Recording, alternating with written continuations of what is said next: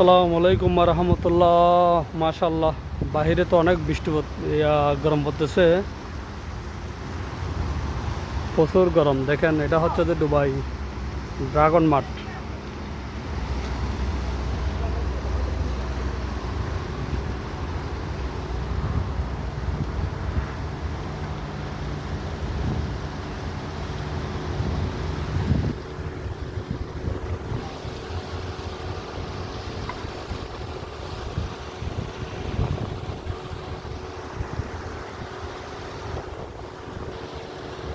প্রচুর গরম পড়তেছে এখানে। আবার এটাতে দেখেন বৃষ্টি পড়তেছে।